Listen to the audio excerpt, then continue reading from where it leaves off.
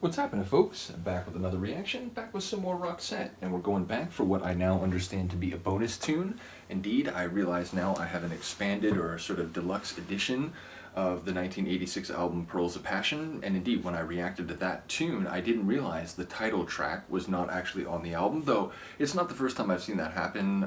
Even there's like a trance album that I have where it's a really great album, 2 records, but the actual track for which the album is named is included on like a separate like 12-inch. So I've seen it happen before.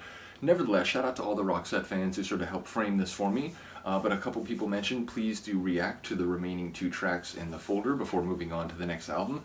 And I did want to mention, I'm enjoying the Roxette journey so much, I'm going to try to make it one of the usual suspects, which is a phrase I sort of use just among myself.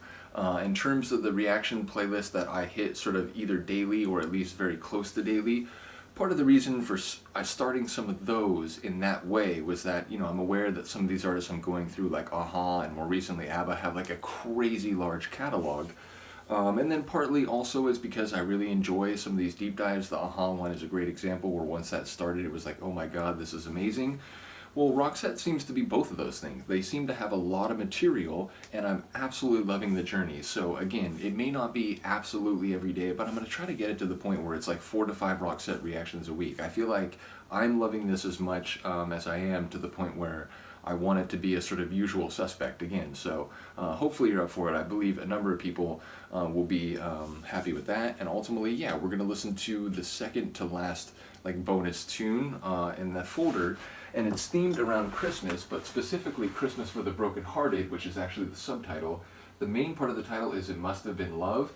I have to point out the use of the phrase have been, you know, it's sort of like past perfect tense, something that existed for a duration but then came to an end already in the past. And, you know, phrasing, it tells a lot, sort of when you start thinking about, you know, the tenses that people use when they refer to experiences and connections and so on. Yeah, and in that respect, it sounds like a relationship that must have been love, but therefore does not exist anymore. But saying that it was indeed love, or at least, you know, suggesting that, you know, it must have been, seems to indicate that it was deeply passionate, even if it was short-lived, or, you know, even if it was longer-lived, the fact that it doesn't exist anymore. So, yeah, it sounds like something that would make you very sad if you felt very passionately about someone, and then that relationship came to an end, and then you get to the holidays, which are often, you know, thought of in the context of feeling like warm and, you know, with people you love and sharing experiences and sitting by the fire with those close to you and so on. Well, it's like, well, that's not possible if you're deeply hurting about being sort of freshly out of a deeply passionate relationship. So that's what it makes me think of. Let's get it. This is Roxette. The tune is It Must Have Been Love, Christmas for the Brokenhearted, and as I said, it's a sort of bonus tune included in the 1986 Pearls of Passion album Deluxe Edition.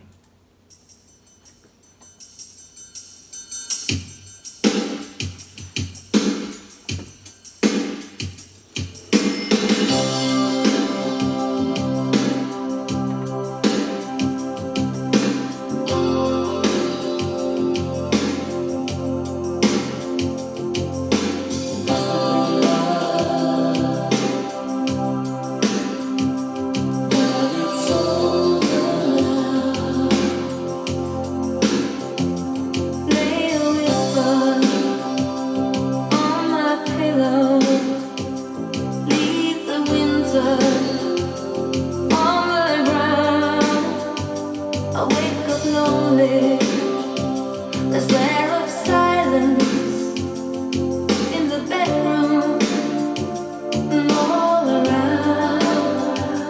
Touch me now. I close my eyes and dream away.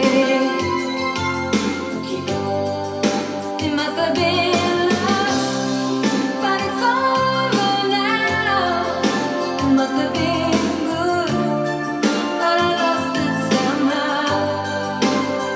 this.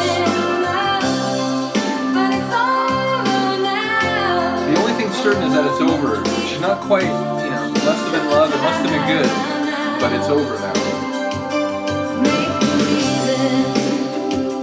We're together, that I'm sheltered by your heart.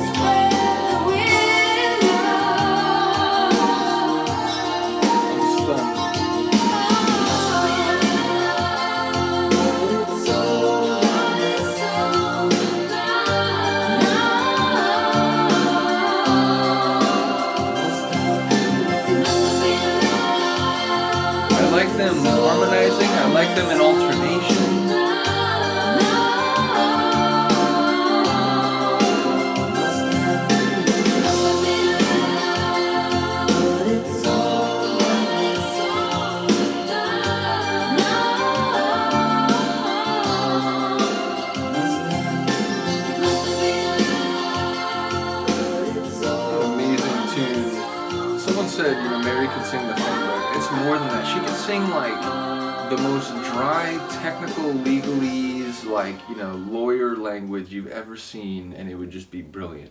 Her voice is a gift. It was a gift. Just a really special voice. And yeah, it was another song where it's like, you know, you have to, like, if you've been through painful emotional experiences, a song like that, it just hits it. It just, you know, it's exactly what it feels like to be in a situation where, you know, it's thought of that you're supposed to be warm and happy, but you're just, you know, thinking about the sad times. But in a way, I was thinking it's also a very hopeful song, and it's basically saying that, yeah, it's over now and I'm kind of sad about it, but you know what, while it was here, it was great, it was love, it was good, it was everything that you would want. At least it must have been, because otherwise how would I be this sad, how could I be this, you know, sort of put out? So yeah, in a way, it's like it's putting it's shining a positive light on what was, even if that means, you know, by the sort of turn of the situation that it is now sort of expressly sad or deeply sad.